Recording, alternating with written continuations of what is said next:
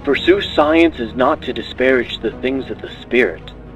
In fact, to pursue science rightly is to furnish the framework on which the spirit may rise.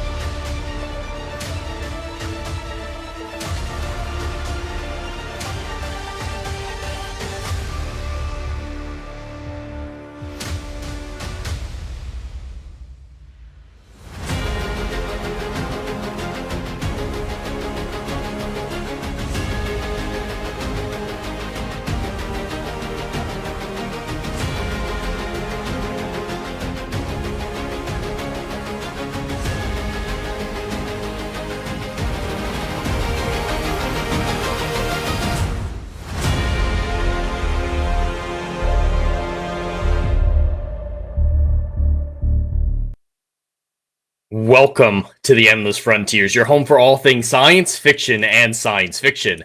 I'm your host, Jed Morgan, and thank you for joining me for episode 5 of the Write or Flight podcast. Last week, we had a great time doing the first Chat Choose Your Own Adventure, so of course that will be coming back. I have a few pieces of space news and science news to talk about today, and I want to briefly address the Stranger Things Volume 2 situation going on online and just the contents of the show as well.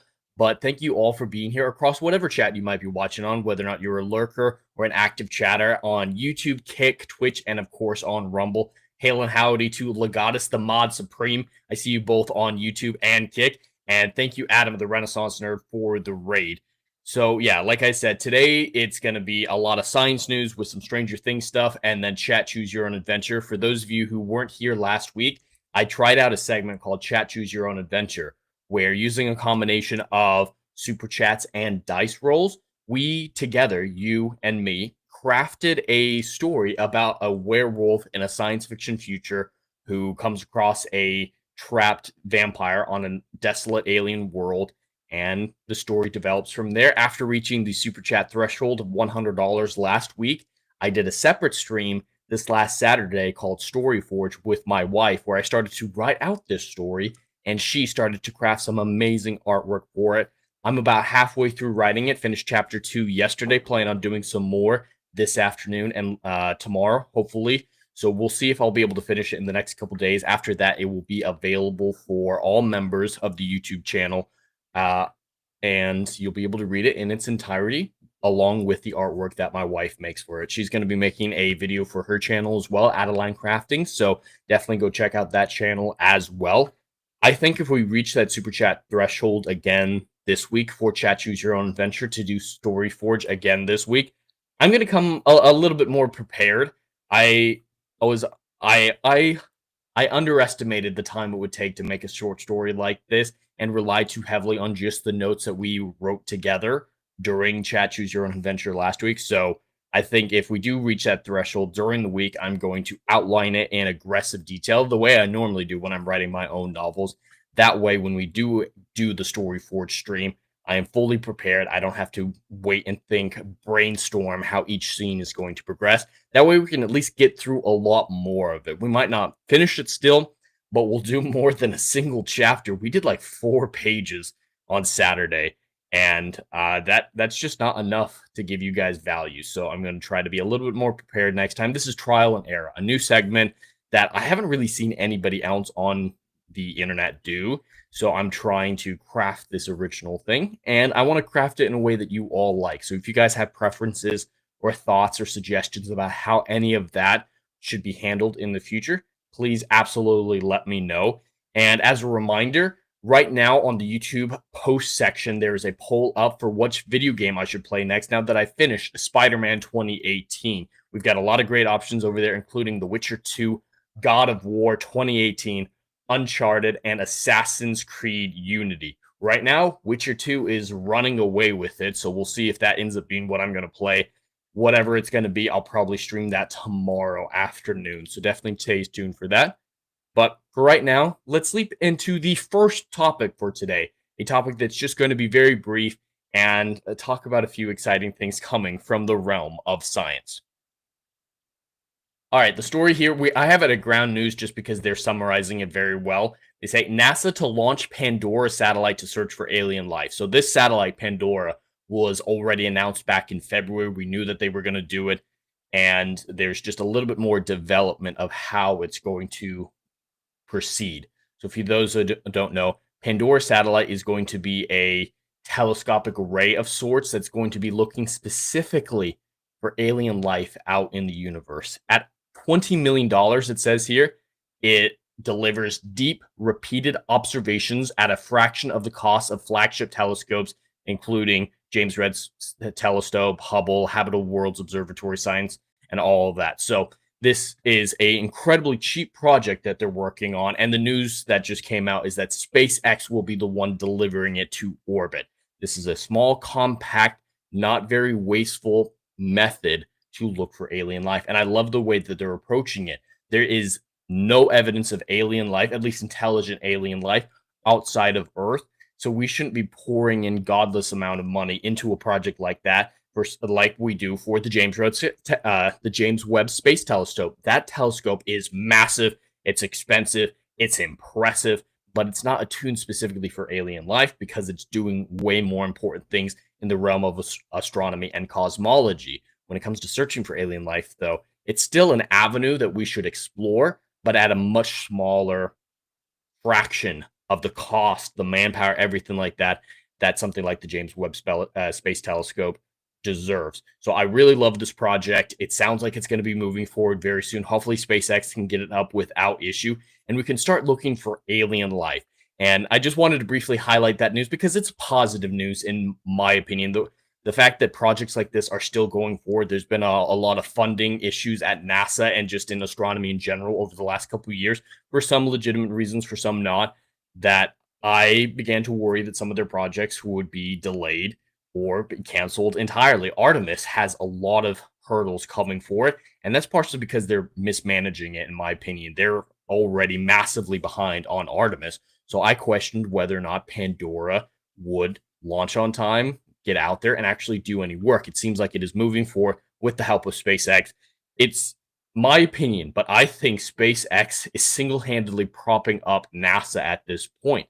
No other rocket launch technology company is at the level of SpaceX right now. Blue Origin, it's going to get there someday, but it is far, far behind, focusing more on celebrities in space than anything else. It can't provide the same services, so NASA has to rely on SpaceX. Without SpaceX, NASA would be screwed because they don't have the manufacturing tools anymore to make Saturn V rockets or anything like that.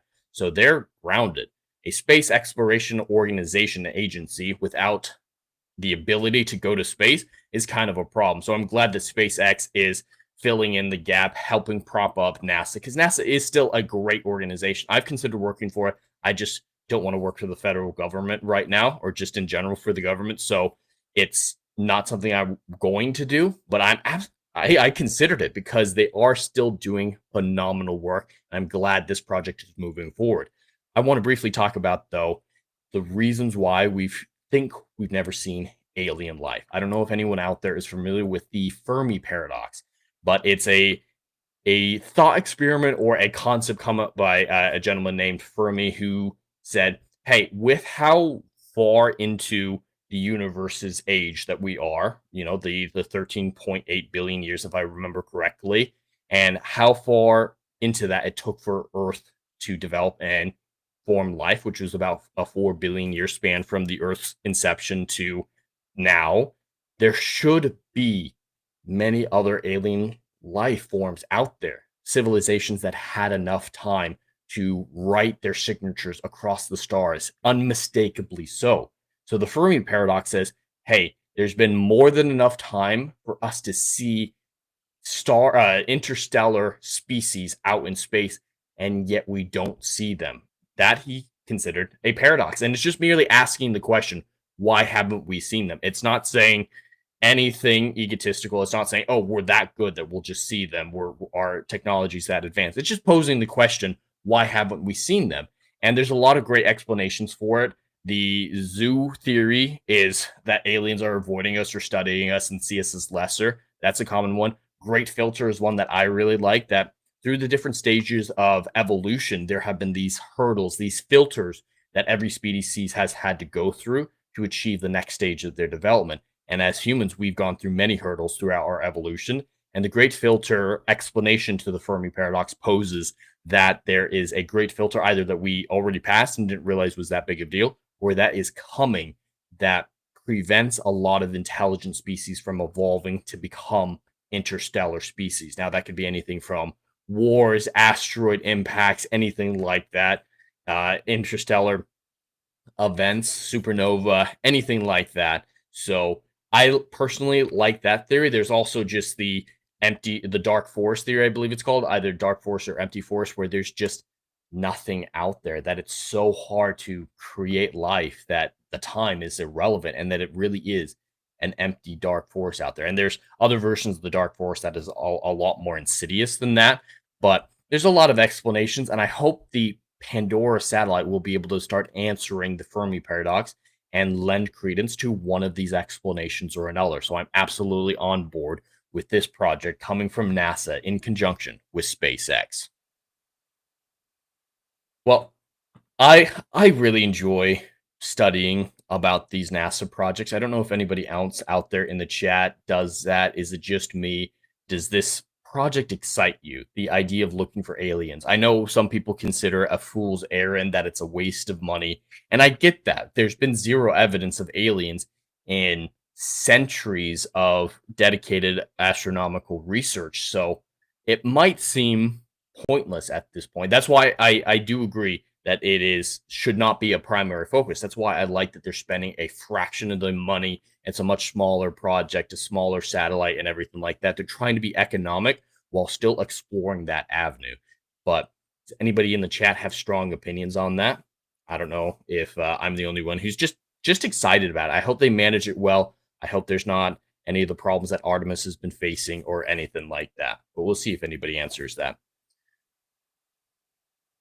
But how is everyone doing? It's after the Christmas season, and yes, I still have my Christmas lights up because the Christmas season, it deserves a little bit of an afterthought because we celebrate it so much throughout the month of December, and some people all the way back to the beginning of November, that we can't just get rid of it all at once. So I ascribe to the Dean Winchester philosophy from Supernatural about Christmas decorations.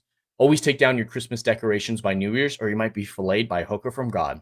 That is an actual quote from Supernatural. So hopefully all this will be down next week, all the Christmas lights. But for right now, I'm absolutely enjoying it. Weasel over in the YouTube side says, things sure do get crazy down here in the event horizon of a fourth dimensional black hole. Are you referring to Interstellar? Okay. I didn't know they allowed furries into black holes, but you got to tell me how it works out there. We need to find the unified theory that connects quantum physics to traditional physics and relativity and whatnot. So you have some very important data, Weasel. Please share it for the sake of physics, for the sake of mankind. Legata says, should we not first look for intelligent life on Earth? That might be even more of a fool's errand, to be honest. We shouldn't waste money on projects that have no chance of getting a return. It's just a waste of time. All right. I don't know why you would even suggest such a waste of time. That's like saying, let's pour all our money into cutting down Mount Everest. What's the point? What does it achieve? And it's not going to do anything. Hail Wiley Dave over on the kick side, and welcome in Dr. Rachel. That's a great quote. Yeah, I love that quote from Dean Winchester. I don't know why I remember it so much. I can even tell you the episode. It's season 2, episode 13. That's just something that's stuck in my brain for whatever reason. But it would be interesting to form a satellite, to build a satellite, put it in orbit, and specifically turn it towards Earth to seek out intelligent life. They're going to find furries. They're going to find crazy people. They're not going to find anything. We're going to need a Fermi paradox for how did a species build space technology satellites and still be that unintelligent. It's wild. Weasel first, I'm not a furry. Sorry, Adam's just been whispering that in my ear and screaming it at you for the last month that it kind of it is hard to separate those two things. Second, I do believe our universe exists in the event horizon of a fourth dimensional black hole, and it's able to survive here because it was created here. That is an out there theory. Do you have any evidence for that, or are there scientific papers about perhaps living in a fourth dimensional black hole? Because it is important to note that fourth dimensions, there is it's entirely reasonable to suppose, and mathematics support it, that there are higher dimensions, fifth, so on. String theory actually relies upon it. So string theory is a proposed method to unify quantum mechanics and relativity, but it requires 10 dimensions of space and 1 dimension of time, so 11 dimensions in total, just to operate, which isn't plausible at this point. There's no way that we can actually experiment with that and prove it through experimentation. So I do believe that there's absolutely other dimensions out there, but they're not like Doctor Strange dimensions or anything like that. They're things that we can't really wrap our minds around. I mean, think about this. Imagine a 2-dimensional life form that has no concept of the third dimension. Could you describe 3 dimensions to it? Could their brains wrap around it? I don't think we can wrap our minds around being 5th dimensional beings, but that's just my thoughts. So it is interesting to think that there is some dimensional things about where we live, but we see black holes, Weasel. There's black holes at the center of every major galaxy. There's one at the center of ours. So I'm not sure why there would be additional black holes inside the event horizon of a massive black hole that have a bunch of galaxies orbiting in it. It's an interesting theory, though. That would be a great source of pop culture, like a fictional universe set in a framework like that. It would be absolutely fascinating, but we'd have to work out the details of why black holes orbit inside the event horizon of other black holes and what's beyond it. What's beyond the event horizon of this gargantuan black hole? We don't even have words to describe a black hole of that size if galaxies orbit within it, but it's absolutely fascinating. Legato, so no chance of finding intelligent life on Earth? I'm afraid not. No, even looking at me, they wouldn't find intelligent life. I don't think it's possible, Legatus. I don't think it's possible, especially with people like Einstein and Stephen Hawking dead. We're getting the bench warmers out there right now, and they're not really standing up to stuff. Hail Wiley Dave in there. Howdy. Dr. Rachel, Weasel isn't a furry. He's filled with fury. That's actually a pretty badass way of putting it. I'm sure he'll accept it. The Weasel, I'm not smart enough to do the research or find the evidence, but it would help explain the missing proof of gravity, not finding other life forms, etc., that were on a cosmic island. So the cosmic island part is part of the theories of the solutions to the Fermi paradox, that we are in an island, that there's just nothing else out there. We're a small beacon of light.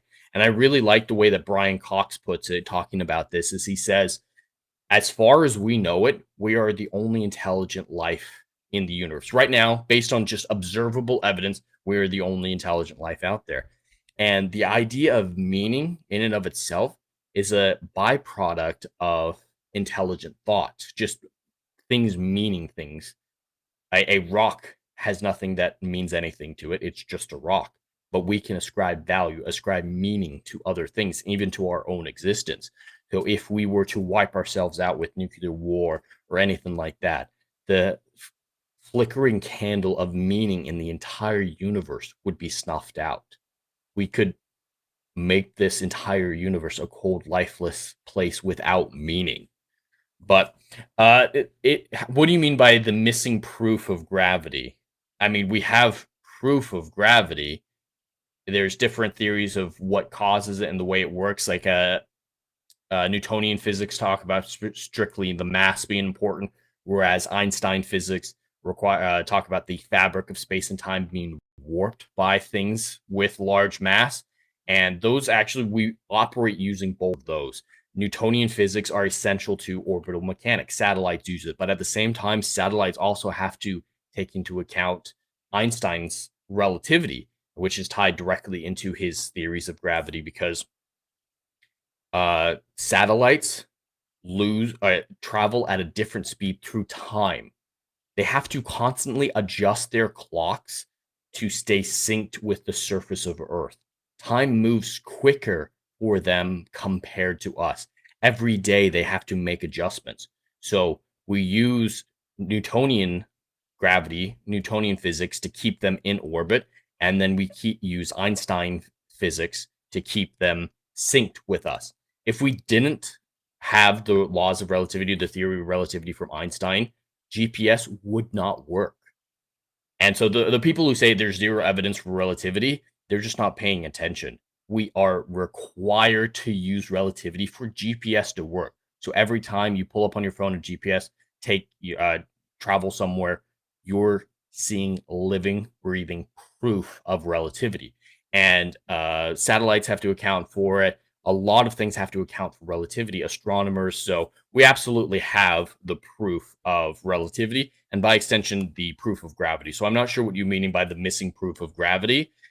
You could explain different life forms, it being kind of like the Great Filter. If there's this massive black hole that makes conditions in the universe so harsh that it's unlikely for life to develop, that would be kind of in the Great Filter thing, is that it's causing an environment too difficult to survive. Wiley Dave watched AMNW Quaint. I have to say I enjoyed it because I love the characters. Yes, there was a lot of stupid stuff, but at least no gay shit. A lot of 80s movies were like that. It's better not to take them seriously. Have fun and laugh. Credit scenes was real shit, though. I don't know if I know what that movie is. AMNW Quaint. Yeah, I'm not sure what that is, but it sounds interesting. I'll have to look it up. The Weasel, it is not fully proven. Gravity is still just a theory. That's the thing, Weasel. So theory doesn't mean the same thing it does in scientific circles as it does in everyday world.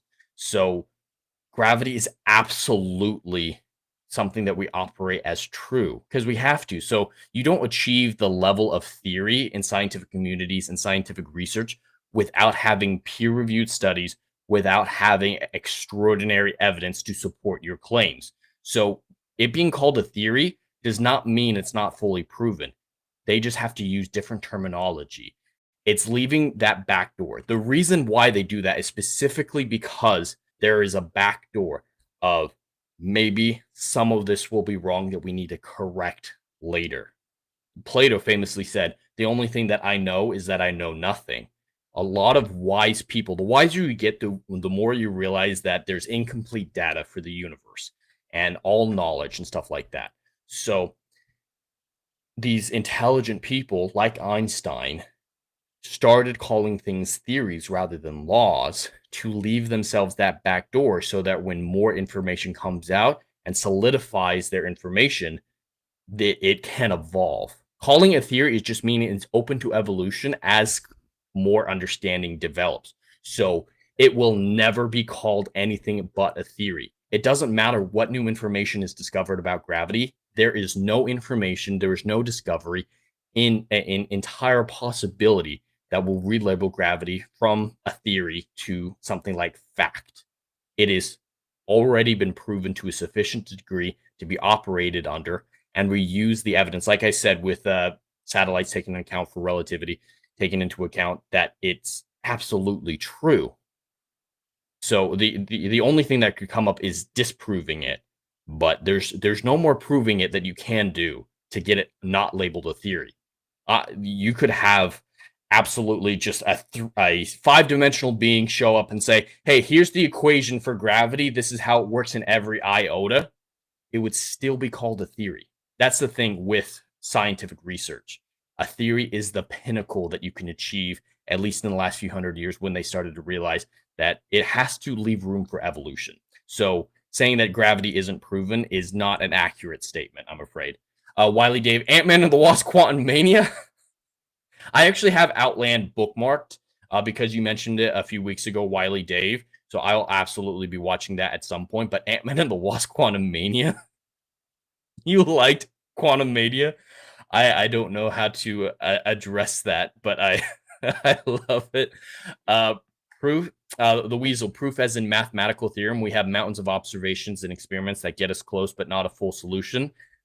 It's still not going to be not said as a theory just because we don't have the. I mean, we have mathematical equations that govern uh, gravity, just like even Newton had gravitational equations that were proven to be accurate and effective and usable for the last 500 years. So there are mathematical equations that govern gravity and its effect and everything like that. That's what I mean by orbital mechanics. So we use Einstein's, or excuse me, Newton's proofs, mathematical proofs, as in everyday life with satellites and stuff like that. So there are absolutely mathematical theorems that have been proved in relation to gravity. There's not a universal formula for gravity, but that doesn't mean that gravity isn't real or that it hasn't been proven and that our understanding is flawed or anything like that. That's the thing with scientific research.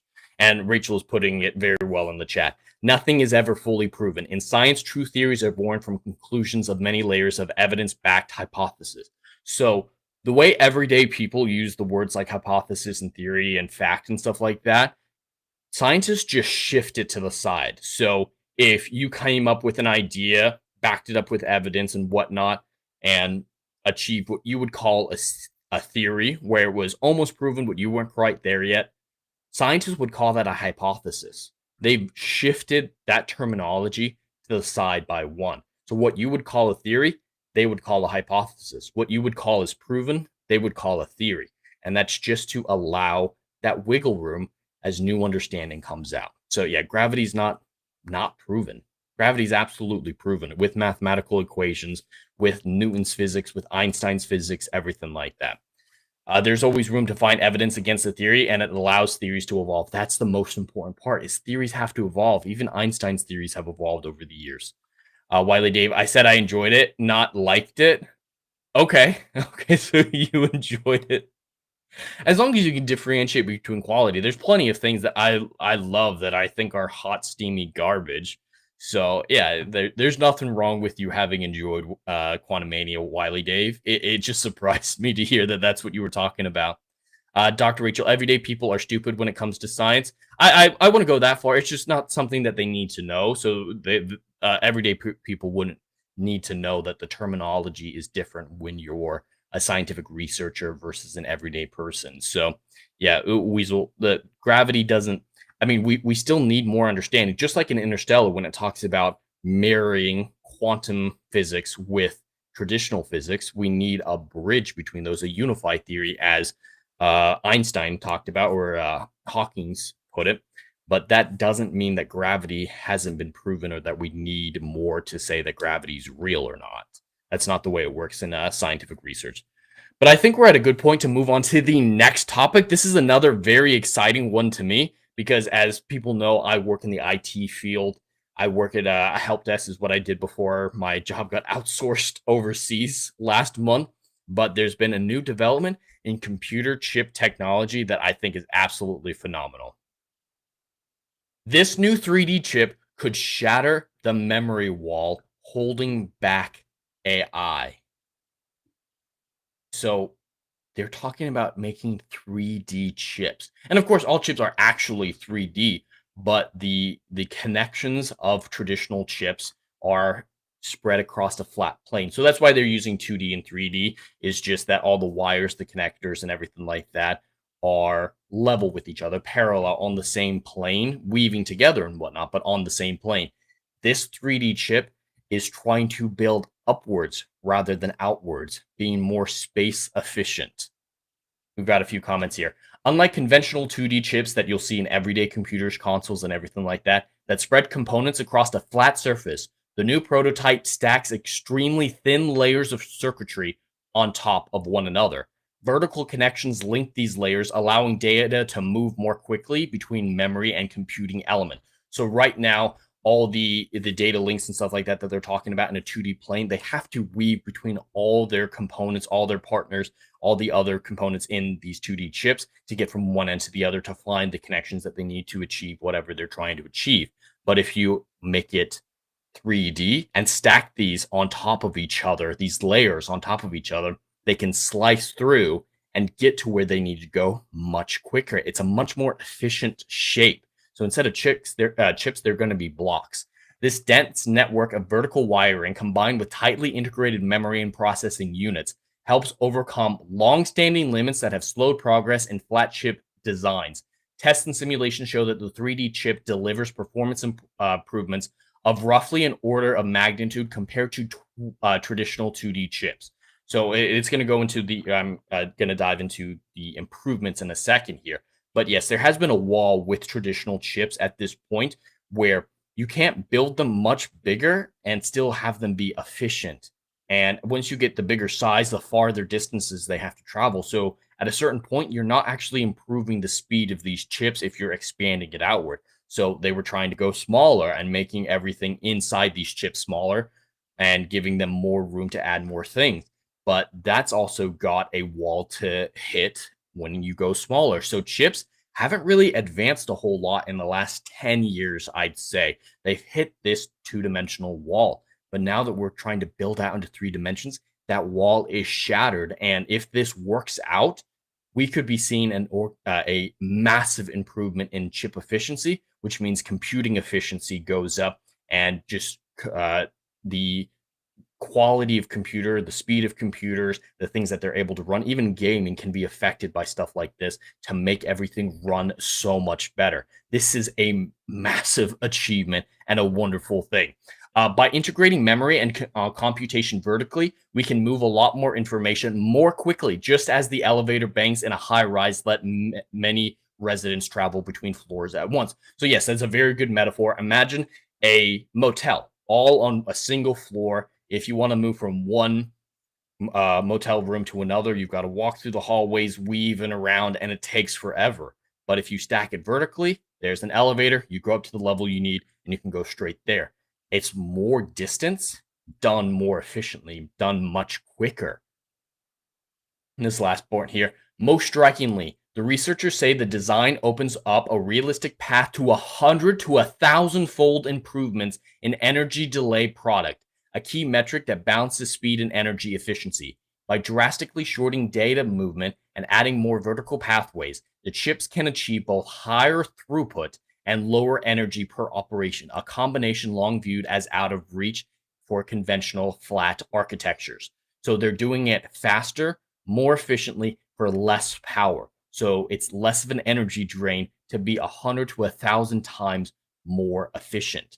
This can see an explosion of advancement in computing technology. Anyone who has a computer at home, these computers haven't changed a whole lot in years. Unless you're top of the line gaming PC and stuff, a 2015 laptop is not hugely different besides operating system UI and whatnot from a 2025 one. You're not seeing a massive improvement, partially because of this two-dimensional wall that they've been hitting. If these researchers are able to break the 3D wall, we're going to be able to see more improvement. And yes, they're equating it to AI right here, which I think is secondary. Yes, it'll make AI more efficient because it's going to make everything more efficient. We could be seeing a new revolution, a microcosm of a revolution in computing technologies that will see great advancement across every field that touches computer science, which is nearly every industry in the modern world. I don't know if anybody has any thoughts about that, about the new 3D chips that are breaking the 2D barrier for chip development and technology. I think it's absolutely fascinating. I'm always on board for pushing the bounds of technology. And this, while obvious, it might seem obvious to people to, just build up. There are hurdles with that. So the fact that we're finally achieving that or very close to achieving that, making it practical, is a great sign to me. Weasel, my hypothesis, Jed thinks chat is dumb. We're under attack. I don't think anyone's dumb. That's why I said a lot of these deeper scientific theories, these deeper research terminology and stuff like that, isn't anything that an everyday person needs. I didn't know a lot of this until I started researching astronomy and quantum physics to a large degree for my books. It's just not something that I needed in my day-to-day life. So I'm never going to call someone stupid for not knowing information that isn't relevant to them. So no, I don't think the chat is dumb at all. Dr. Rachel Weasel, I want to see the data you collect on that hypothesis.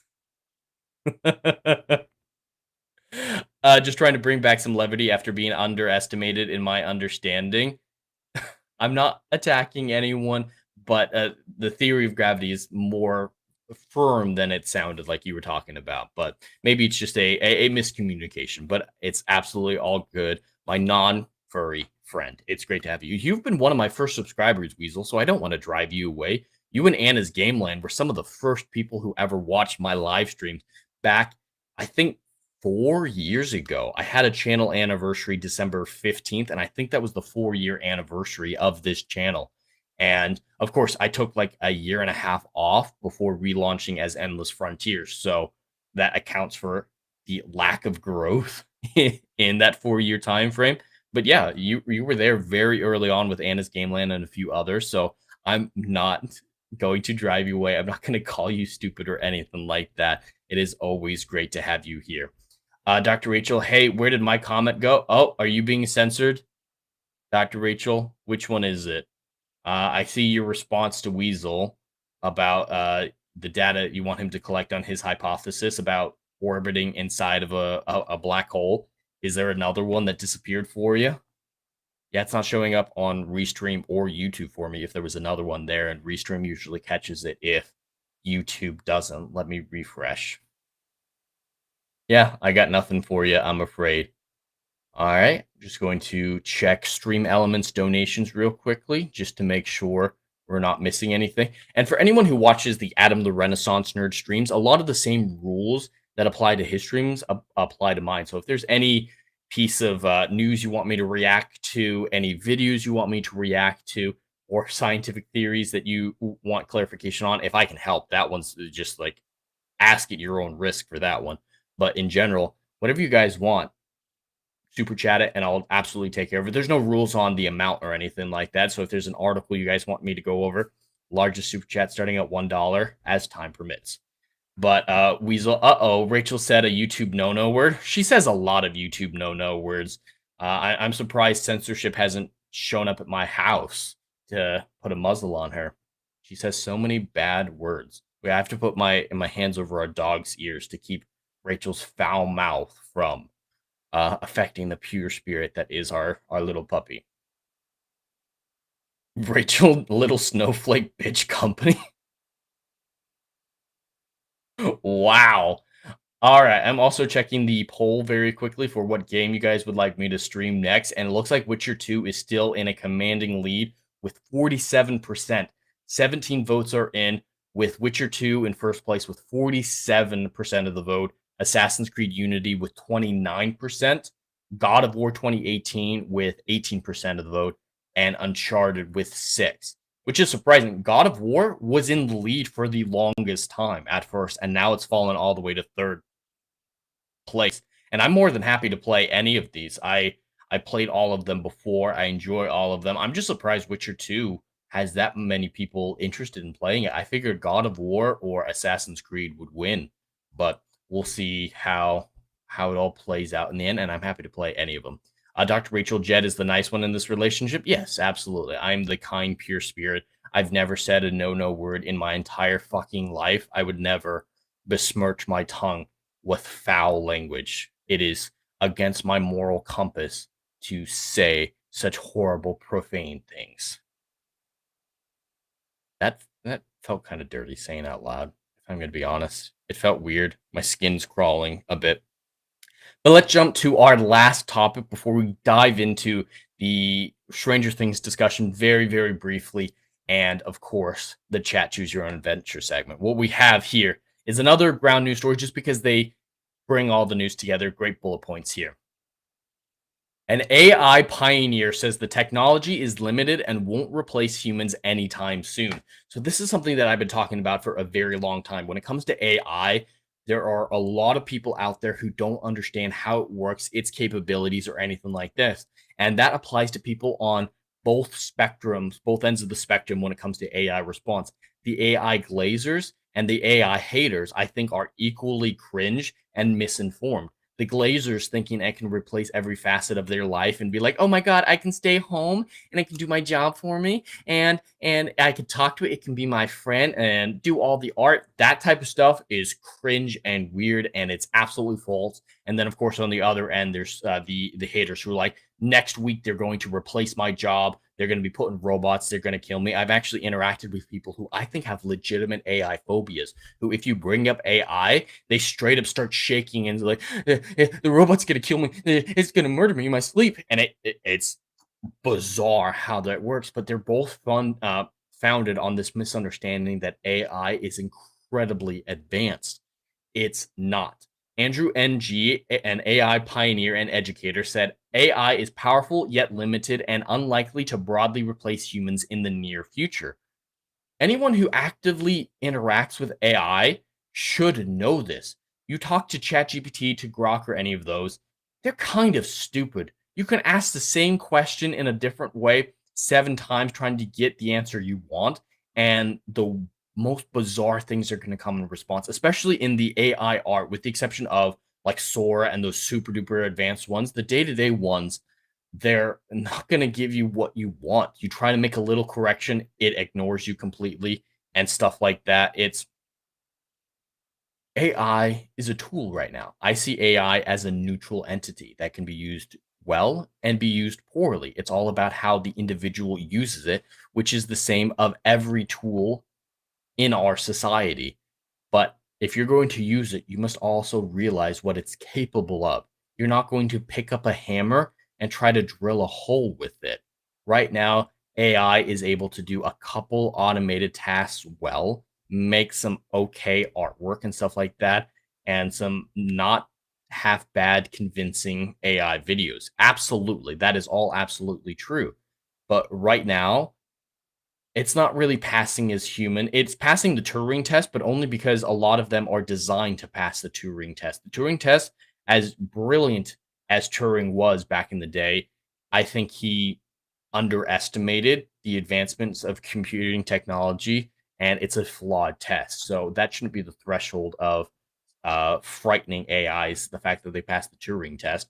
But they're not fooling a lot of people. They're fooling people who aren't giving it more than a passing glance and stuff like that. But AI, it's not at the stage where it can replace a human being in nearly any scenario. It can do automated tasks. Like I use it for automatic posts. It's not working right now because it's crap, but I have an AI automator set up to whenever I post something on YouTube, it automatically creates social media posts about that thing on Twitter, Facebook, Instagram, and stuff like that. Of course, it's broken right now, like I said.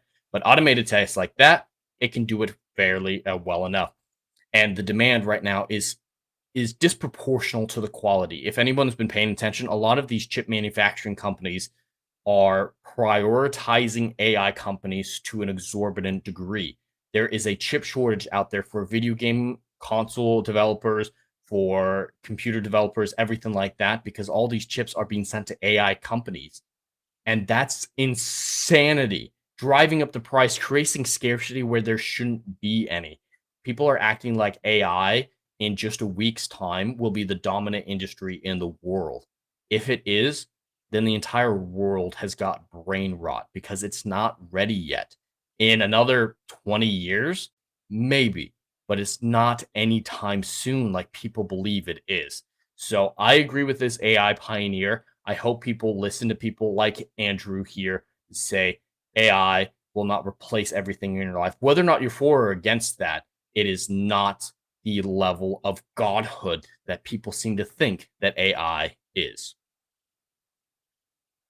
Dr. Rachel, I voted God of War, but it's nice to know that people want to see you play several of these games. Yeah, I'm glad I picked some good games that a lot of people are voting on, so I'm happy for whichever one comes out. Wiley Dave, I could care less about AI. I've lived a long time without it. Yeah, and it's all about personal preference. If people don't want to use it, I use it a little bit for very specific things, like I mentioned, automation, but it's it's a poor tool and it doesn't work super well. So sometimes I get annoyed and just refuse to use it. So having a neutral opinion on it and just dismissing it entirely is one of the most legitimate perspectives with AI right now. So Wiley Dave, I think you have one of the best, most intelligent responses to it right now is it's not good enough. You're doing fine without it and just ignore it. I think that's what most people should be doing right now because it shouldn't be affecting a lot of people's day-to-day lives yet quite at this point. Weasel, AI today, advanced search and repetitive workflows and macros. Yes, absolutely. If you leave it at stuff like that, AI's great. That stuff it's perfect for that. And if you want to use it as kind of a faux Google search, as long as you asked it to cite its sources and you check the actual sources, it's great as that. I use it for that. It's a little bit easier to curate exactly what I'm looking for than just searching Google because the AI overview on Google is absolutely horrendous. But use it for stuff like that. Use it for pre-concept art to get an idea for what something looks like. Stuff like that. It's a precursor tool. It should not be a final tool for anything except for what you mentioned there, Weasel, advanced search and repetitive workflows and macros. Yes, that's about all it can do completely on its own, but it still needs a lot of supervision at this point for those simple tasks. So yeah, it's a little ridiculous.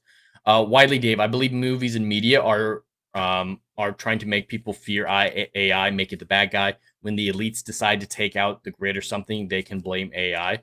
Maybe what I've seen is kind of the opposite of that, though. Is for the longest time, AI was the boogeyman back in the day with things like Terminator and stuff like that. But these days, AI is being shown very positively by the elites, by Hollywood and stuff like that, with the exception of AI art and stuff like that. Hollywood is and actors and whatnot. Hollywood is terrified of them. So it depends on which elites you're looking at. But a lot of government officials are all on board with it. So I'd be curious whatever endgame that would be if that theory was true. But yeah, AI is a complicated subject, and few people are willing to have legitimate conversations about it with nuance, finesse, and willing to get themselves educated on the actual reality of the situation. Wiley Dave, that's what movies are for, to program us. It's possible. It does affect culture. I don't think a lot of them are malicious or anything like that, but popular movies do shape the culture, and that's not always a bad thing or maliciously intended. But I guess that is part of what it does is movies do affect the way we see the world and think of things. But I want to take just a minute right here to talk about Stranger Things. We're coming up on the hour mark and still have to do chat, choose your own adventure. So I'm just going to say very, very briefly, I watched Volume 2 of Stranger Things Season 5, and I enjoyed it well enough. I think Volume 1 was a lot better. The people saying that this season, however, is on par with Game of Thrones Season 8 in level of disaster and horrendous writing, I think they all forgot about how bad Season 8 of Game of Thrones truly was, or they're just grifting. I'm sorry to say it, but it's entirely flawed, in my opinion, to say that these things are in any way comparable on their scale. Like, for getting an Under Armour cuff and putting a coffee cup, so an Under Armour cuff in an 87 TV show or a coffee cup in a medieval one, those aren't comparable anachronisms or all the horrendous writing. At least with Stranger Things, there are still great characters like Steve. Steve and Dustin are still being portrayed phenomenally. I love what they've been doing with them. I know the Duffer brothers absolutely hate Steve, and ironically, that makes them write him better than everybody else. There are cringe moments, absolutely. There's the gay scene that everyone's talking about where Will comes out. They do justify it where he says, Vecna uses our secrets against us, so I'm taking his power away by coming out as gay. I think that's a decent enough justification. But in the scene that they present us with, Mike specifically says, hey, we have 5 minutes before we need to go start our plan to save the world. And that's when Will decides, let's have everyone sit around me while I sob and come out as gay for 20 minutes. It's blown out of proportion. It's initially justified to a small degree, then blown out of proportion. But that's the majority of the problem with Volume 2. People are seeing one scene that could be cut out and then vastly improve the quality of the season, and saying that makes that entire season on par with the writing of Game of Thrones season 8. And that's just fundamentally not true. I get a lot of people don't like the changes to the lore with the Upside Down. I absolutely love the changes to the lore. I don't want to spoil that for anybody who's interested in watching, but I love the changes that are being made with the Upside Down. It's going in a great direction. It's explaining everything. Everything is clear cut and makes sense. But there are also people saying that it's the worst season of Stranger Things, which I think is bizarre when season 3 sitting there in the corner sucking its thumb. The discourse around season 3 has been warped by a lot of people who are unwilling to have realistic discussions, nuanced discussions about it. Stranger Things season 5 is not terrible. It is not great. It is not as good as season 1 or even season 4, and the ending will determine everything. But people hyperfixating on one scene and throwing out the baby with the bathwater is always a perspective that I can't get on board with.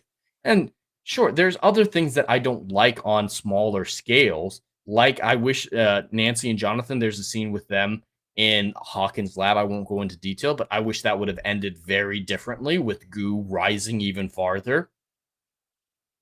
But that doesn't mean I'm going to throw out the whole season, everything great with Steve and stuff like that, because, oh, the thing I wanted to happen, the ending for these characters didn't happen. A lot of people hyper focus on one detail of a project and then conflate it to other things that were broken on every single fundamental level. How can we have discourse? How can we have conversations about media if people focus on one thing and ignore all other conversations? It's very difficult for me to go on Twitter and find people talking about things that aren't entirely ridiculous. Like there's a whole slew of people upset that there's a shot of all the characters standing together, even though it makes perfect sense in scene. The scene is Elle is with a bunch of the other characters there at Hawkins' lab, and she needs to move something with her mind. They follow her to where she needs to do this, stand behind her, and she does the thing. And people on Twitter have hyper-focused on that image and says, oh, how dare they do this shot? They're standing behind her. What do you want them to do? Have the characters move off to the side? They're focusing on these random nonsensical details and this one scene with Will and saying the whole thing is irredeemable, of zero quality whatsoever. And I don't accept that. Or people misunderstanding what's happening. Like, for example, with Max, if anybody remembers season 4, she was using the music to come home from Vecna's mind control.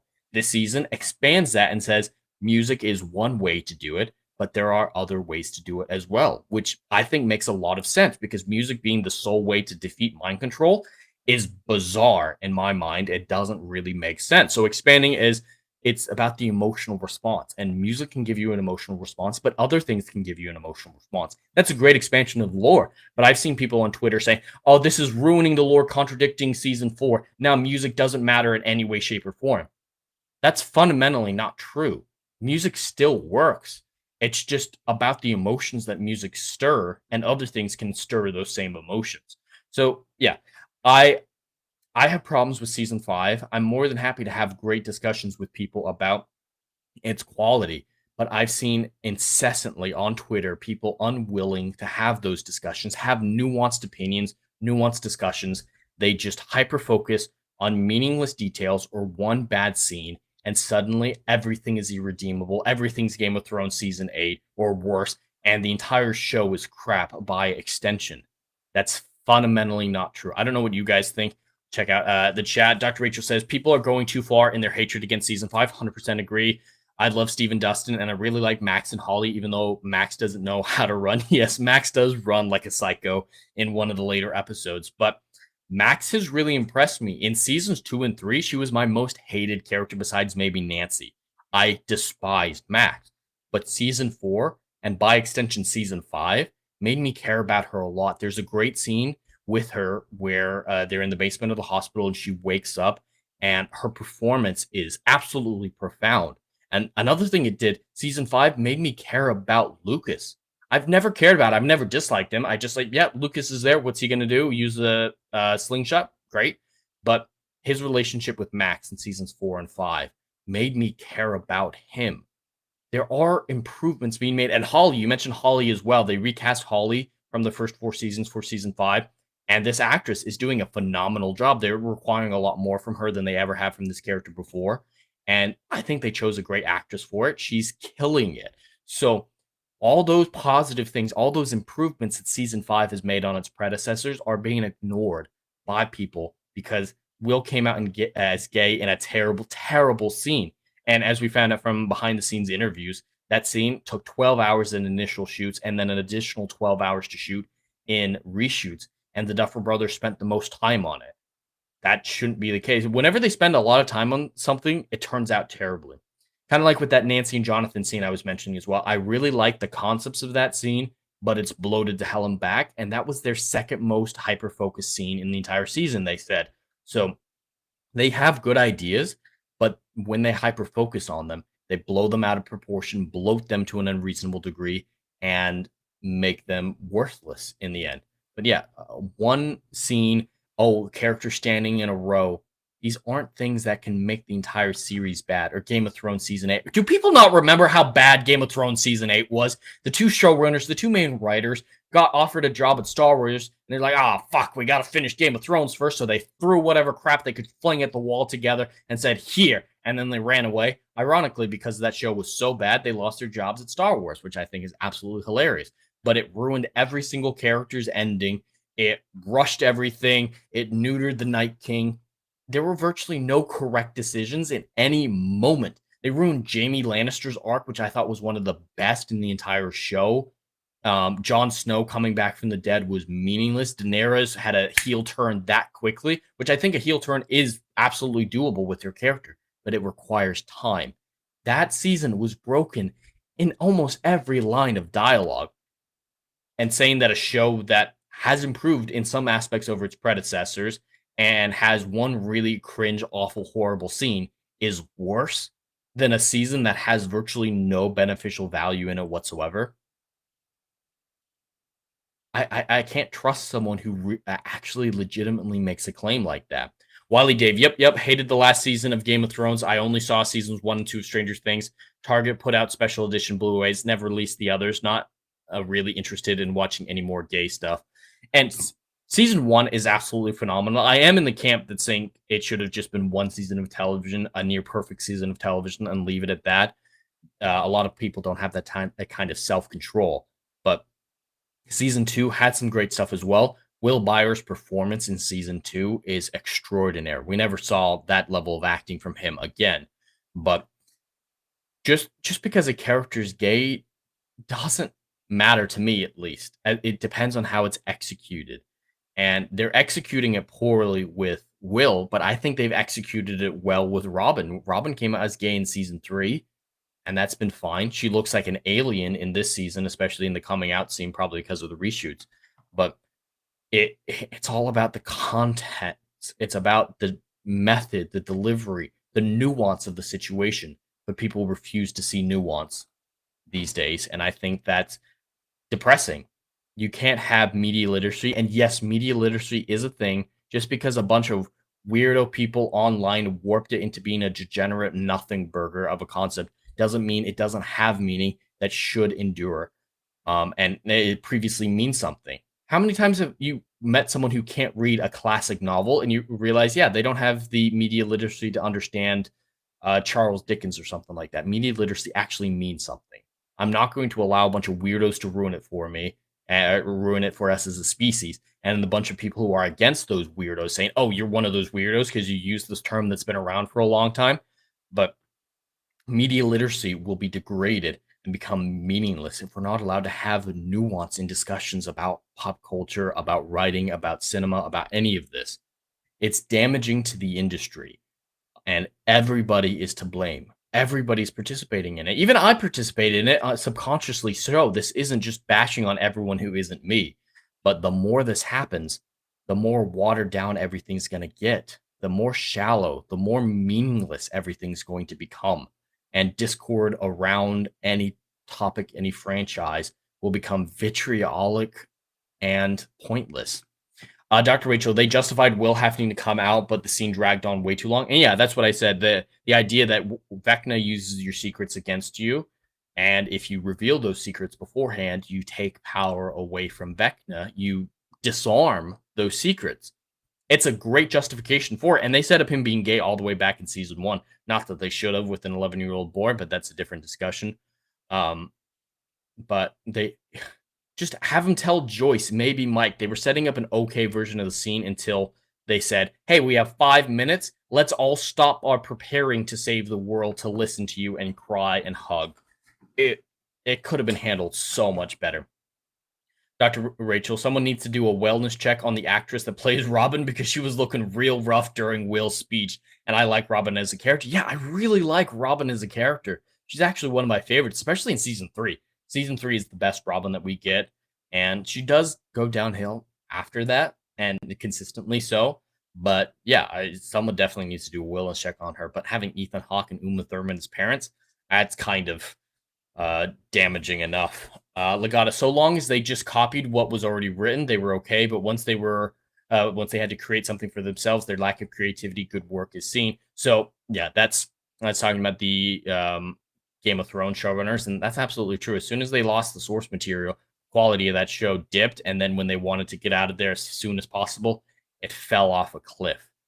Dr. Rachel, if anyone from those bloated scenes in Stranger Things season 5 are the opposite of Game of Thrones, because Game of Thrones didn't bloat their stuff. They rushed through it at the end, causing characters to pivot too quickly. Exactly. The worst things about season 5 are bloated, and they took too long to write and make them. And the season is 3 years after season 4, something ridiculous like that. So yes, it is the exact opposite problem of Game of Thrones season 8. That's a very important point. That's a great point you made. All right, we're losing viewership apparently because I'm talking neutrally about Stranger Things. So let's move on before it goes any further. We're going to transition into the chat choose your own adventure segment. But before we do, this will be a great opportunity to talk about our sponsor for today's stream, Plotter. This video is sponsored by Plotter. Every writer knows the drill. Staring at a blank page, characters ghosting you mid-plot, timelines unraveling like a bad sweater. That endless loop of what happens next, sucking the joy out of your story. I lived it. Outlines and chaos, competing storylines driving me mad. For the longest time, my notes were thick, blocked-out paragraphs, and my outlines were never-ending bullet points that stretched for more pages than my first drafts. Then I found Plotter, my plotting lifeline. Visual timelines that snap into place, drag-and-drop scenes to tame the wildest arcs, character sheets that keep everyone on track. It turned my latest novel, a 200,000-word juggernaut with multiple character perspectives and solar systems worth of lore, into an easy-to-understand, trackable project, complete with a series bible, multi-track storylines, and lore documents that make world-building a breeze. And check out their latest feature, a seamless note-taking system for all those story and character ideas that don't have a home yet. Available for free to all users of the Plotter app. For pro users, your notes and files will automatically sync across devices with cloud storage.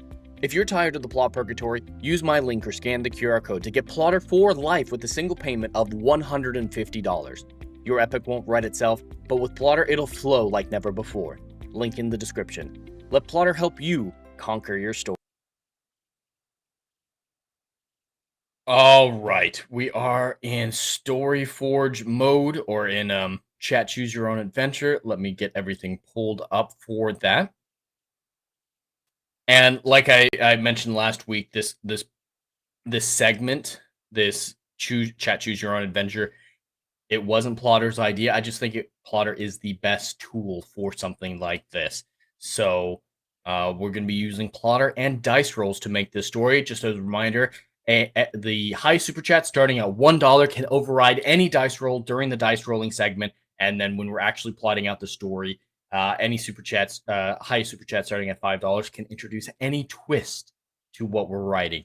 And I just got to make it work. So let's get going with this. I'm actually going to try adding in music to this scene. I think that might be interesting, like I did last time. Let's try some classical music.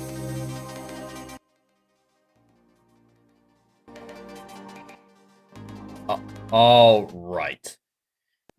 Dr. Rachel, yay, let's write a random story. Let's do it. All right, let's fucking go. So we're starting out with the genre, as always. So the genre options are science fiction, fantasy, mystery, thriller, romance, parody, and chat choice. So the chat choice segments are in every category, and that's a free space, so you don't need a super chat or anything to affect those dice rolls.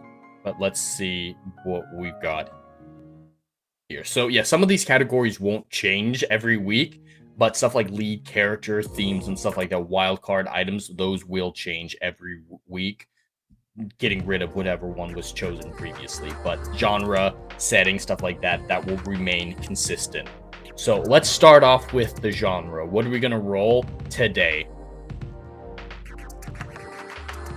All right, we rolled a 5, which means this is going to be a parody. So when it comes to the parody, it's also an extension of chat choice. So super chats can override whatever the chat says, but this doesn't need to be a super chat to say what type of parody. Do you want it to be a Star Wars parody? Do you want it to be a parody of Game of Thrones, of Stranger Things? And that's what I more mean by parody. So whatever franchise chat agrees upon, we're going to go with that parody and craft a story in that universe. So similar to how Adam the Renaissance Nerd is doing a short story about the hunt for Ben Solo from the perspective of a Stan, which is gonna be hilarious, by the way. It's the same idea. So whatever parody, and you can choose what segment of it as well, like Rise of Skywalker, like Game of Thrones Season 8, whatever it may be. That's a free space for chat to pick. So all right, and lead character. Our options this week are bounty hunter, princess, narcoleptic, lawyer, homeless person, chat choice. What are we going to go with today? Let's see what the dice gods have in store for us. Or we are doing a lawyer in a parody story. Interesting. That was not a combination I was expecting. And in the setting, parody can override the setting a little bit, but we could also try to merge those settings, and I think that would be very interesting. But the settings that we have right now is present day, past, future, non-human world, alternate universe, and of course, chat choice. Legata, so yes, it is a parody, but we got to pick what type of parody, what franchise or whatnot. Setting. All right, let's roll for setting. Oh, I see what you're doing, Legatus. Never mind. Present day. So we got to find some way to match whatever parody universe is decided upon with a lawyer in the present day. If it's like Game of Thrones or something that's a parody, I might do like a Narnia situation where it's a present day lawyer who gets sent to Narnia. I think that would be funny. All right, theme / style. We've got Christmas, erotica, revenge, coming of age, superhero, and of course, chat choice. Let's see what the dice gods have in store for us. 3, we're going to be doing revenge. So it's a parody story about a lawyer in the present day who gets revenge of some kind. And the wild card items are toad, gold, cross, race car, dragon, and of course, chat choice. Let's see what we have in store for this story. 5. All right, a dragon. So we have a parody story about a lawyer in the present day who gets revenge, and there's a dragon involved for some reason. Let me get these over here so I can use this note inside of actual plotter.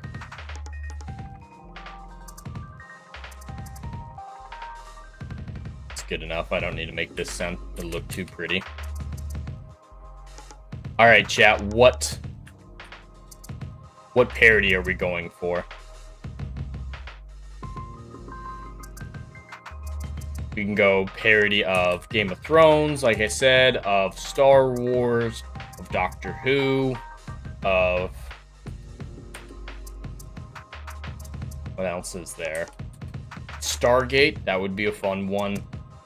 It's entirely up to you, chat, which one we do. I think this will be a fun one. As long as depending on what the parody one is, but yeah, getting a lawyer to interact with this world from the present day. Legatus, a modern-day lawyer getting revenge for St. George's killing of the dragon. That would be very funny. All right, let's get rid of that update notice. Perfect. And here we go. We are in the plotting out portion. We'll just go for... I don't really use base and plotter. A lot of people do. It's a great resource to have. All right, so we got to do a parody with lawyer in the present day revenge that features a dragon. But first, we do need to figure out what parody it is. So it looks like Dr. Rachel and Legatus are the primary people in the chat right now. So whatever you guys decide, or whatever super chat is put out there, starting at $1, high super chat starting at $1, we can pick what parody story we're going to go forward with. Let me check stream elements just to make sure no one's using that backend. And yes, stream elements or super chats.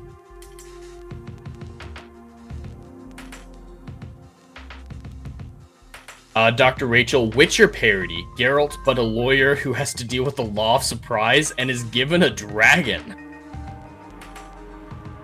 Okay. How are we going to do this? Because Witcher actually lends itself to the present day, because the real world it exists in the Witcher multiverse. A lot of people don't realize that there is a multiverse in the Witcher, and it's pivotal to the world building of that universe. So unless the super chat overrides it, we're going to go forward with a Witcher parody. All right. I'm trying to figure out how to do the present day portion. What we can do is this world, the Witcher world, the continent, runs parallel in a parallel universe to ours, and Geralt could have been made immortal by the events being taken to the Isle of Avalon, and the Season of Storms book shows him showing up in a little bit in the future, like 150 years after he supposedly died. So we could have it where he goes to the Isle of Avalon at the end of Lady of the Lake, and then he reappears in the present day equivalent of the continent where there's no more needs for witchers, and he has to go to law school and become a lawyer. Hail Wiley Dave over on the Kick side. He gifted a subscription, and so that actually gives Wiley Dave override feature. So Wiley Dave, would you like to override any of these roles or introduce a twist to the story? So right now we have Geralt of Rivia. Oh, he wants to override the lawyer part. So Wiley Dave wants this to be about a princess rather than a lawyer. He doesn't like lawyers, apparently. All right, Wiley Dave. Let me go back to notes, and we're going to replace the lawyer with a princess. All right, so a present-day story in the Witcher universe that features a princess, revenge, and a dragon. Weasel, this just sounds like the Pelican Brief with scales. I need to rewatch that. I watched the Pelican Brief well over a decade ago, and I remember really liking it, but I don't remember what it was about or anything like that. Like, I don't remember the content of that story very much. All right, what are we gonna do? Parody. Nobody likes lawyers until they need one. That is a fair point. That is absolutely a fair point. Let me switch that before I forget. Just as a reminder to everyone, the backlog of Writer Flight podcasts, they will be available for members only at any member level over on the YouTube side. So if you're interested in watching the VODs for these streams, those will be available for members. But I'm clipping out most of the important topics from these, and those will be available as normal videos. All right. So Witcher parody with the princess. Those do line up fairly well. It's just a Witcher parody at that point. The series of princess, technically. With the dragon. I loved what Rachel was going with the law of surprise. Given a dragon. But we're going away from lawyers now. So what are we going to do? Witcher parody in the present day. So the first one would be Awakening. So Geralt wakes up. Geralt wakes up in the modern day equivalent. Oh, it doesn't like the word Geralt, but that's okay. Modern day continent.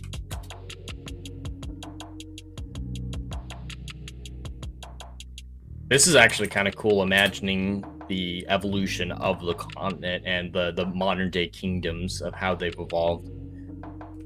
Earth, but with non-humans and Witcher kingdoms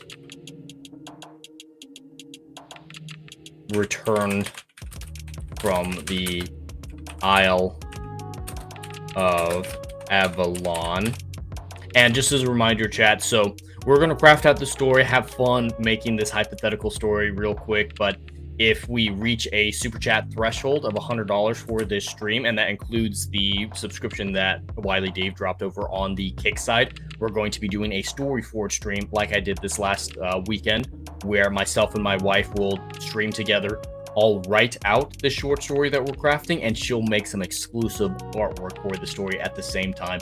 She's still working on the artwork from last week, and it looks phenomenal. She's doing some really cool things with the mutant hogs that Pierre the Beardo incorporated into the story last week. It's looking amazing, and that artwork and that short story will be available for members on the YouTube side in the coming days, hopefully, maybe by the end of the week, depending on the artwork. The short story should be done in the next couple of days.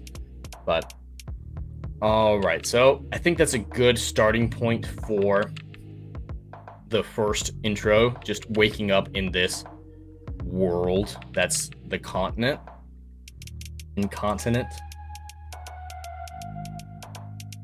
Legatus, a princess gets revenge on a dragon that had kidnapped her great-grandmother at the time of The Witcher. Is it revenge against the or for the dragon?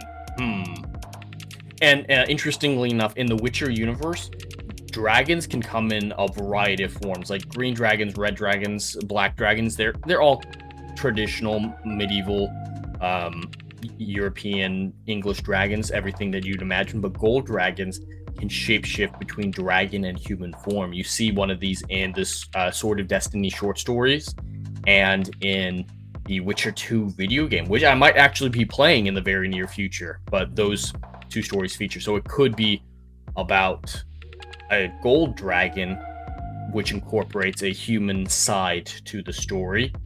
There in The Witcher 2, it was a princess, kind of, who swapped back and forth. So we would be continuing that story, perhaps. But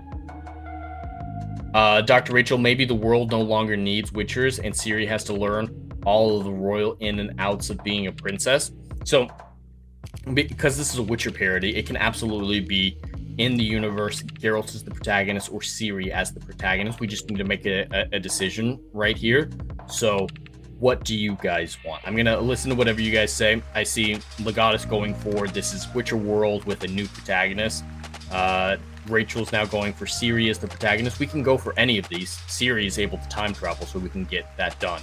But we just need to pick a protagonist here. Dr. Rachel, but she gets bored, befriends a dragon, and helps it seek revenge for its kind being killed. Dragons are virtually extinct already in the worlds of the Witcher, so it needing revenge as being like the last surviving dragon or something like that 100% fits in. But what are we thinking, chat? Ciri main character, new main character, or Geralt?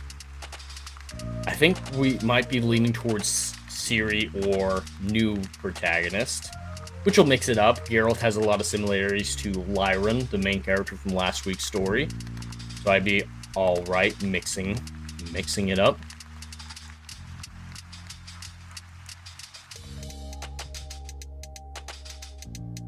You guys are hearing an echo on the music, aren't you? I just realized you guys might be hearing that.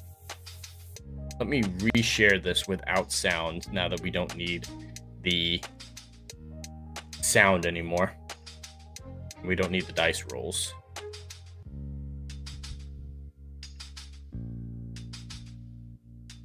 Let me reshare that again. Entire screen. Screen one. No audio. Perfect. That way you guys don't Here, Weasel, trust the dice. So actually, right now, the dice, I mean, we can re-roll it with the dice. That wasn't part of the rolling process to begin with, but we can absolutely incorporate it. Dr. Rachel, it's parody, so some kind of parody of Siri. Wily Dave, maybe the Beastmaster can be in the Witcher world. I've never actually seen the Beastmaster. Ironically, the only thing I know about the Beastmaster is from the Community episode where Chevy Chase dresses up as the Beastmaster, and I'm not sure if that's accurate in any way, shape, or form. But Weasel, trust the dice. I'm not asking for super chats here, Weasel. This is a free space, so you guys can absolutely decide. Rachel's voting for Siri. All right. Wally Dave's voting for the Beastmaster. I don't know if he might change that since he now knows that I have no knowledge about the Beastmaster. I think I'm gonna go with Siri. Okay, Weasel, ad hoc, 1 to 2 for Siri, 3 to 4 for new character, 5 to 6 for Geralt. Sure, we can roll it for that, and then have super chats override that if anybody has strong opinions on it. Unless somebody has something against Weasel's suggestion, I'm going to roll the dice and see what we get. So 1 to 2, it'll be Siri's the protagonist. 3 to 4, make a new main character. 5 to 6 is Geralt. Let's see what the dice has to say. 4. So a new main character. We can combine that character. All right, modern day continent. Do we want the princess to be the POV?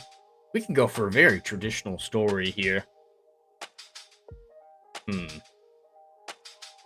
Modern day continent, basically Earth, but with non-humans and Witcher characters. Cool. We can still incorporate Ciri as a character. I'm leaning towards... It's already been done a little bit in Witcher 2. She wasn't technically a princess, so it should be fine. I'm leaning towards the princess being illegitimate, like her mother had an affair with a golden dragon, but that's been swept under the rug, and now she has the ability to shapeshift into a dragon, and the kingdom is trying to cover that up, keeping her drugged and stuff like that, and then she finds the truth and decides to get revenge on maybe her mother for forcing her to live like that. How do you guys feel about that story? So yeah, her mother cheated on her father. We'll say the father died in the subsequent years, and now the queen is covering up this affair, and the princess turning into a dragon would pretty efficiently reveal the affair. So the princess tries to get revenge on the mom. I think that might be an interesting way to go, so I'm going to move forward with that. But chat, let me know what you guys think of that. So, princess, drugged princess out of it. We'll go with that. And then, oh, we don't need Awakening as the title anymore. It's going to be just intro.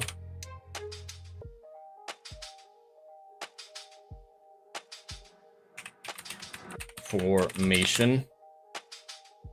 Wiley Dave, it's a great movie. Yes, there is goofy stuff. Tanya Roberts was hot. I can get behind some hot women in the story. All right, princess taken in the middle of the night to the mountains. Middle of the night into the mountains. And as everyone found out on StoryForge, I rely heavily on spell check. I'm a very professional writer, as you can all see. Taken into the mountains, torturous,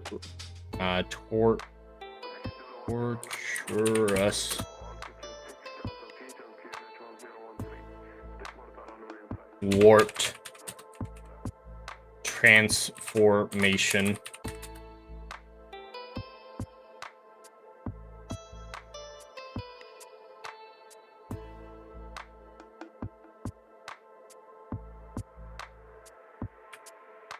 What the hell? Oh, okay, that's just worked. Torturous transformation into a gold dragon.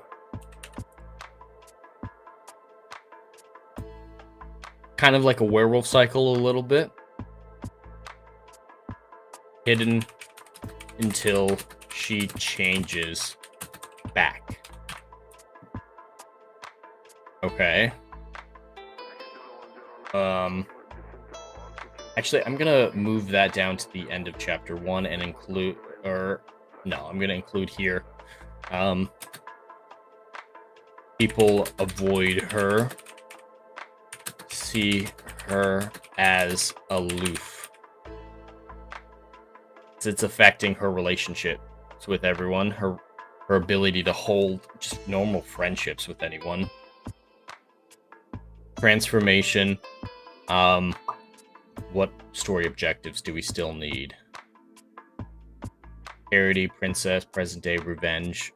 I think we've got pretty much all of those except for the revenge story. This will be a nice, concise story as compared to the story last week, which went on for a long time. And this might even just be one chapter. I'll just use 2 chapters though for aesthetic purposes. Transformation.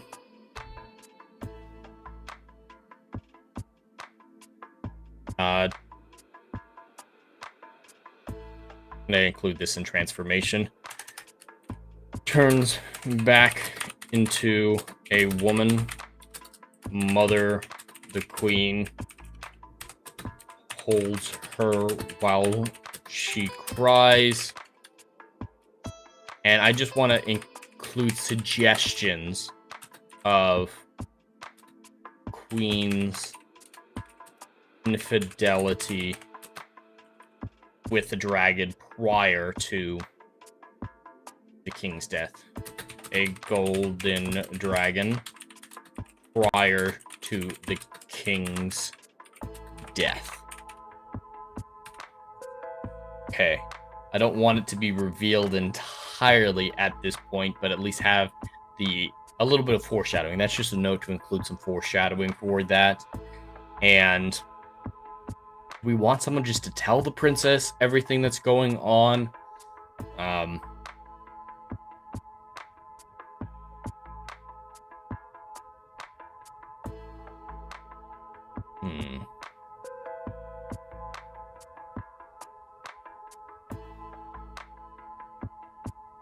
I don't think we want to do anything as cliche as that. Don't want to do a romance. Someone could discover that she's...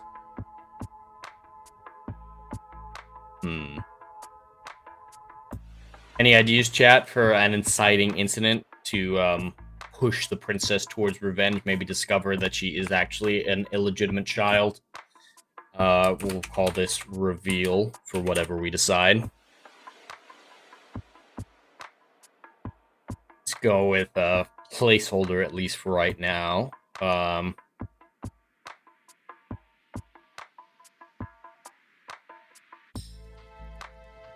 Right now, we don't have a whole lot of connections to the Witcher universe.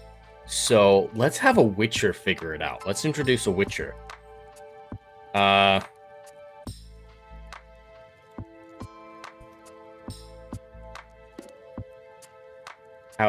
am I going to introduce a Witcher? I mean, it's already assumed that Witchers aren't all that useful anymore.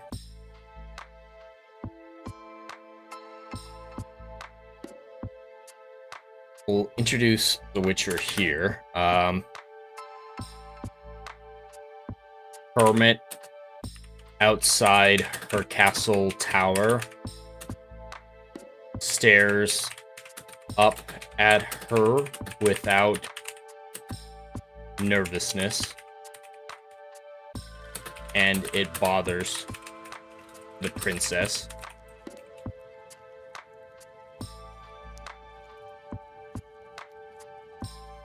Hermit breaks into her chambers and tries to kill her. Last dragon must be put down. He's a Witcher from the School of the Cat. He's a Witcher from the School of the Cat.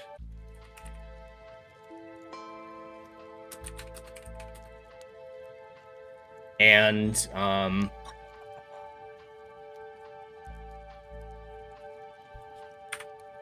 let's not say that he knows she's a dragon, just senses a monstrous side to her. His medallion trembled when he saw her. Knew there was something evil about her.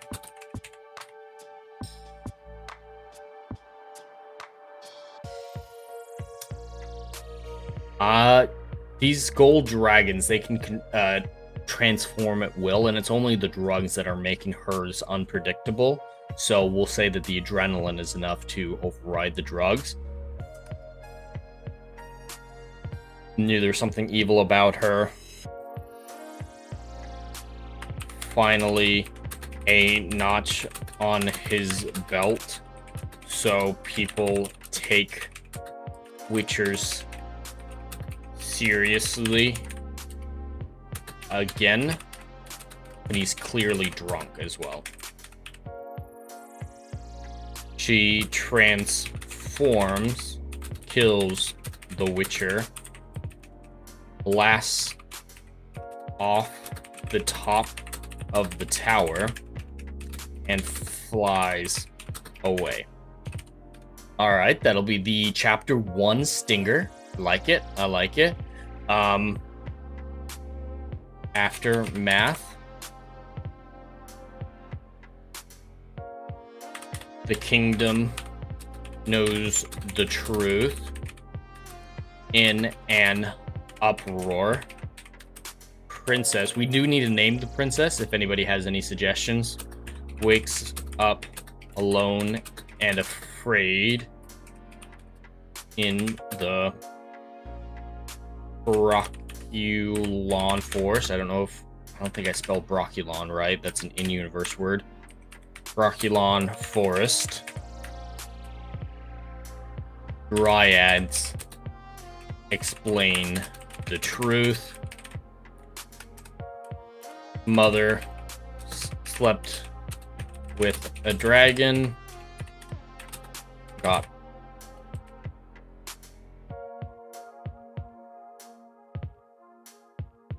good enough. Got pregnant. Covered it up. Convinced her husband, the princess, was his. After his death, the princess is legitimacy. Of course, I spelled it wrong. Had to be protected. Or she would not be the heir, and the queen would be deposed. Would be deposed.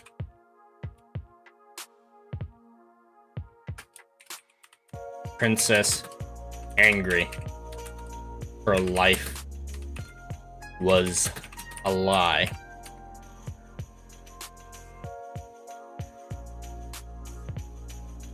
Princess drugged to prevent transformations. This is a fun story. I'd fucking love to write this. I might write it in my own time anyway.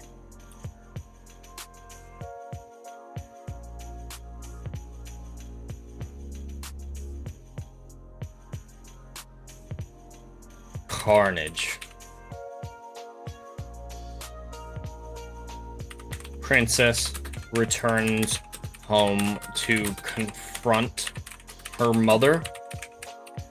Queen is selling the lie that the Witcher cursed her daughter and that it's not her fault, trying to control the narrative.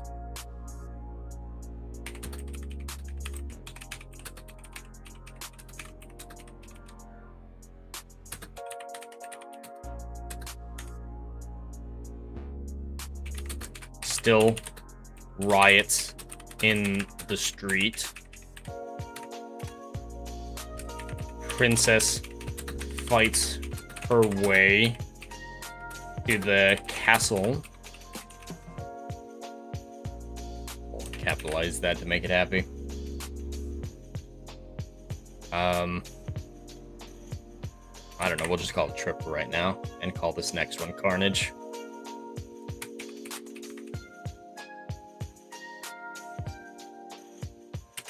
Confront her mother. Anger consuming her. Gold dragons are usually a lot more in control than this, but she's a malformed one. Her development's been stunted. She didn't know what she was. The drugs have completely made her a mutant. So a lot of this won't apply to a traditional gold dragon, but I think they'll work here. Anger consuming her turns into a dragon and kills everyone in the castle. Flies off into the night in horror. And that brings the story to a close. That's a very short story that's manageable, that hits all our bullet points, that could easily be one chapter of 10 to 15 pages. I think that one would be really easy to write. But we've achieved all of the criteria, hit every bullet point, adhere to the dice rolls, adhere to the chat. Chat, choose your own adventure. How do you guys feel about this parody story written in the Witcher universe, where it's set in the present day of the continent, where technology is very similar, but it's still, you know, royal family, so there's still castles and whatnot.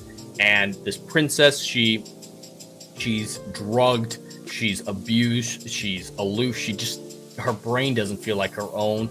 And every so often when she's about to transform, she's ferried quickly off into the mountains to a secret location where she is allowed to transform, but the drugs have warped her body so much that it just looks horrible. It's not working out right. She's malformed. A Witcher notices that there's something wrong with her, tries to kill her to re-legitimize the Witchers as a brotherhood that's still a need for Witchers, and that makes her transform into a dragon, flee, and the truth comes out. The queen had an affair with a golden dragon while married to the king of this land. We'll have to pick whatever kingdom this is going to be later. And she covered all that up to protect the legitimacy of her daughter and protect herself from her husband. But after her husband died and she became the queen, she had to protect her daughter's legitimacy for the throne and her own legitimacy. If she married into the throne and then cheated on her husband, a lot of kingdoms would see that as delegitimizing her ability to be queen, so she could be deposed as well and just cause a lot of problems. And so the princess flies to Brocculon, which is absolutely what would happen in the Witcher universe. The Dryads explain the situations a little bit. She finds out what's going on and then returns to confront her mother, but accidentally transforms into a dragon once more, destroys the castle, kills her mother, kills a lot of the castle guard, and then flees out into the night, being a cautionary tale about revenge, about deceit, about everything like that. Dr. Rachel, drugged and abused female character. Yep, it's a Jed Morgan story. That's not fair. All right, I know I do it a lot, but Vampire wasn't drugged. She was abused, though. Stygian Locke, there's no abused women in that one. Iris. That's Cancer's fault. That's nobody else's fault. Jovian Abyss. So the character's own fault, pal. Yeah, I don't do it that much. Mostly the female characters doing it to themselves. It's not my fault. It's not my fault, chat. It's true, though. I do abuse my characters a lot. Not just my female ones.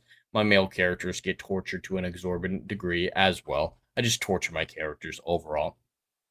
But how does everyone feel about this story? Is everybody happy with it? Does anyone want to introduce any twists? Or are we solidifying this here as the second chat choose your own adventure set in the world of The Witcher?